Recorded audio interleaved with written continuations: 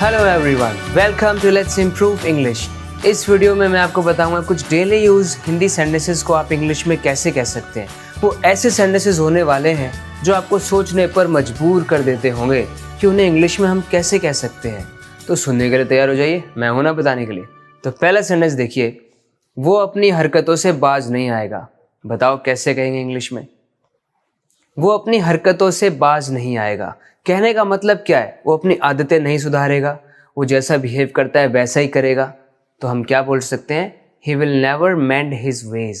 He will never mend his ways. If someone mends his ways, it means he changes himself, he improves himself, he changes his behavior for the better. मतलब अपनी आदतें सुधार लेता है, बाज आ जाता है। तो हमें कहना है वो अपनी हरकतों से कभी बाज नहीं आएगा। He will never mend his ways. या फिर he can never get free from his bad habits. उसकी जो bad habits हैं उनसे वो फ्री तो होगा नहीं। He is never going to let go of his bad habits. अपनी bad habits को तो छोड़ने वाला है नहीं। सबका कहने का मतलब तो वही है कि वो अपनी हरकतों से बाज नहीं आने वाला है। वो झूठ बोलने से बाज नहीं आएगा। इसे आप इंग्लिश में कैसे कहेंगे? तो इसके लिए हम कहेंगे He will never let go of his habit of lying. मतलब lying करने वाले जो उसकी हैबिट है ना, उसको वो छोड़ेगा नहीं। He will never let go of his habit of lying. Let go की जगह free का भी आप यूज कर सकते हैं। He will never be free from his habit of lying. मतलब अपनी हैबिट जो उसकी lying वाली हैबिट है उससे वो फ्री नहीं होने वाला है।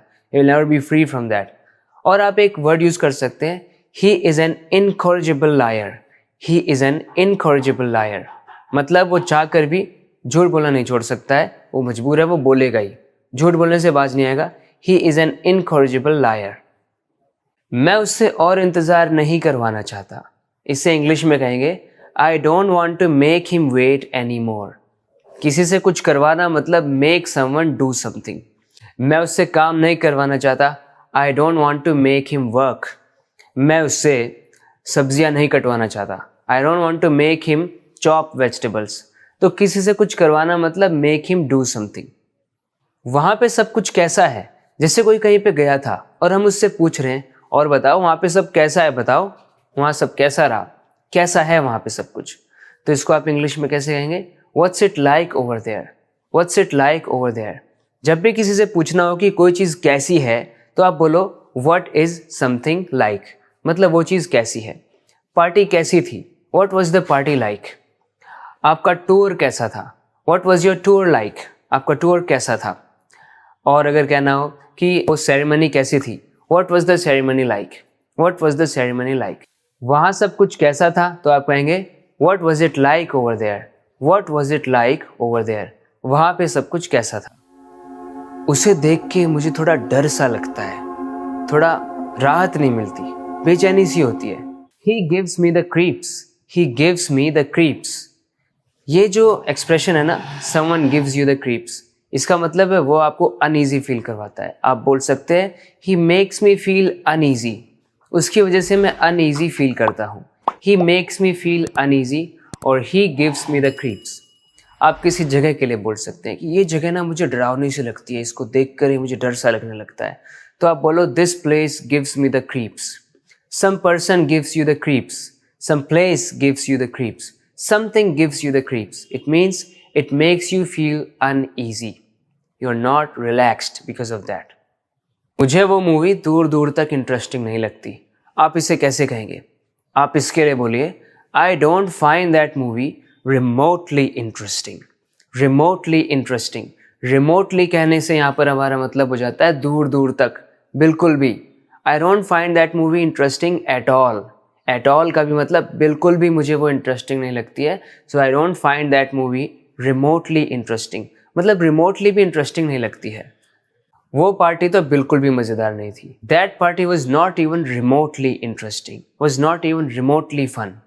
मतलब आप इस एडवर्ब का यूज़ करो रिमोटली, ये कहने के लिए कि दूर दूर तक। जैसे ये मूवी तो दूर दूर तक फ़नी नहीं थी। This movie was not even remotely funny, दूर दूर तक भी फ़नी नहीं थी। तुम्हारे पास तो एक धेला तक नहीं है। तो जब हम किसी को ऐसे कहते हैं धेला तक तो है नहीं, मतलब ज़रा से भी पैसे नहीं है, तो आप इंग्लिश में क्या बोलेंगे? You don't have a dime. You don't even have a dime. You are penniless.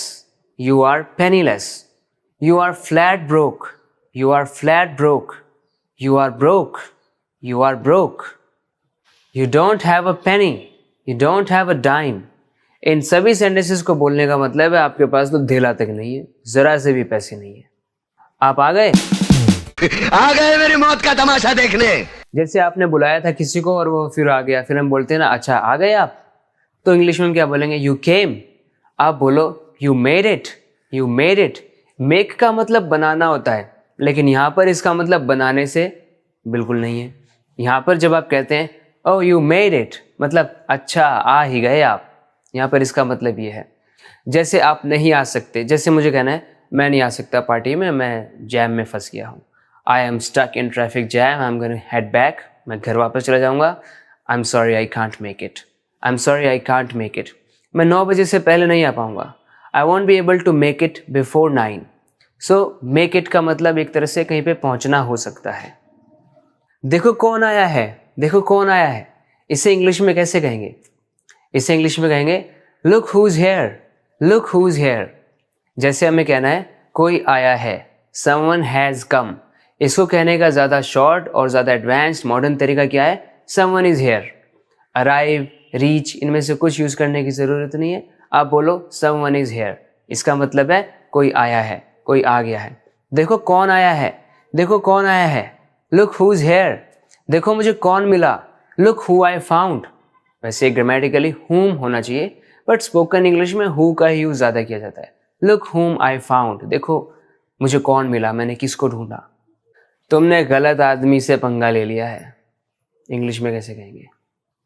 You have messed with the wrong guy. You have messed with the wrong guy. When you mess with someone, it means you invite trouble for yourself.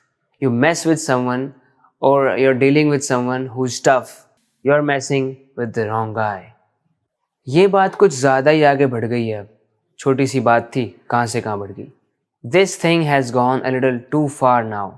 This thing has gone a little too far now. उम्मीद है मुझे कि आपको ये video पसंद आई है। अगर आप इसी तरह से अपनी इंग्लिश को इम्प्रूव करते रहना चाहते हैं तो इस चैनल को सब्सक्राइब ज़रूर करना, क्योंकि मैं इसी तरीके के वीडियो लेसन्स आपके लिए लाता रहता हूँ जो आपकी इंग्लिश को, आपके कम्युनिकेशन स्टाइल को इम्प्रूव करने में आपकी बहुत हेल्प करते हैं। Thank you very much for watching this video. Thank you very much for subscribing to this channel. We'll talk in the next video lesson. Till then, take care and bye.